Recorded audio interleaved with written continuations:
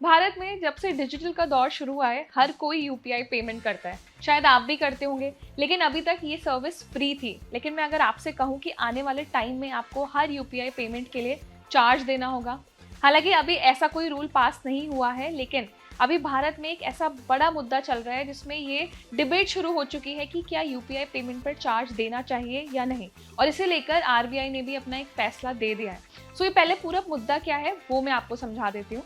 भारत में माना जाता है कि दो सबसे स्ट्रॉन्ग प्लेयर्स हैं जो यूपीआई पेमेंट का मार्केट कवर करते हैं। इसमें जो दो प्लेयर शामिल हैं वो है गूगल पे और फोन पे। और आप यकीन नहीं करेंगे कि गूगल पे के पास 40% से ज़्यादा इंडियन यूपीआई मार्केट की हिस्सेदारी है। और वहीं जो फोन पे है, जो कि वॉलमार्ट ओन्ड कंपनी है, उसके पास 37% से ज़्यादा मार्केट की हिस्सेदारी है। इसमें भारत के करीब 84% यूपीआई मार्केट शेयर पर अकेले फोन पे और गूगल पे का कब्जा है। इसी को कम्पीट करने के लिए आरबीआई और एनपीसीआई ने मिलकर ये फैसला लिया है कि इंडियन बेस्ड जो छोटे यूपीआई प्लेयर्स हैं उनको बढ़ावा दिया जाए।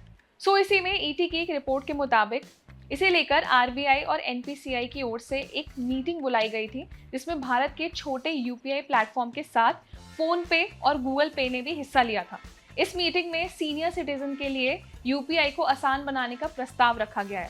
साथ ही मुद्दा उठाया है कि यूपीआई सर्विस प्रोवाइडर ग्राहक से कोई चार्ज नहीं ले रहे हैं। छोटे यूपीआई प्लेयर्स ने प्रस्ताव रखा है कि बड़ी दुकानों पर यूपीआई ट्रांजैक्शन चार्ज की अनुमति दी जानी चाहिए। इसी के साथ जो बड़े यूपीआई प्लेटफॉर्म्स हैं उनके साथ compete करने के लिए छोटे प्लेयर्स ने डिमांड की है कि मर्चेंट डिस्काउंट चार्ज को ना लिया जाए और उसके अगेंस्ट विरोध किया है।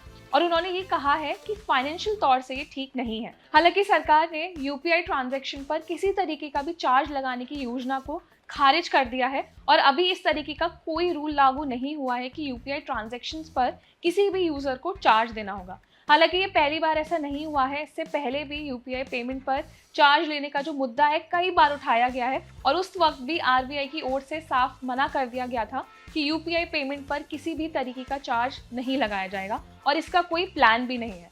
अब इसमें मैं आपको बता देती हूँ कि मर्चेंट डिस्काउंट रेट क्या होता है। बहुत ही सिंपल वर्ड्स में आप समझ सकते हैं, इसको एमडीआर भी बोलते हैं।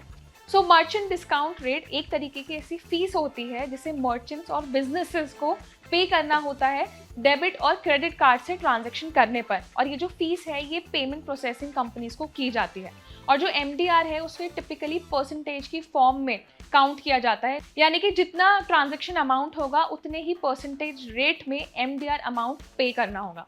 ये था वो मुद्दा जो मैंने आपको समझाया कि बहुत से ऐसे छोटे यूपीआई प्लेयर्स हैं जो कि काफ़ी ज़्यादा नुकसान में हैं और उस नुकसान की भरपाई करने के लिए वो ये मांग करते हैं कि यूपीआई पेमेंट्स पर चार्ज लिया जाए। आपका क्या मानना है, क्या वाकई में यूपीआई पेमेंट्स पर चार्ज लागू होना चाहिए, और या फिर जितने भी बड़े यूपीआई प्लेयर्स हैं उनके साथ compete करने के लिए जो छोटे यूपीआई प्लेयर्स हैं उनकी कैसे मदद होनी चाहिए?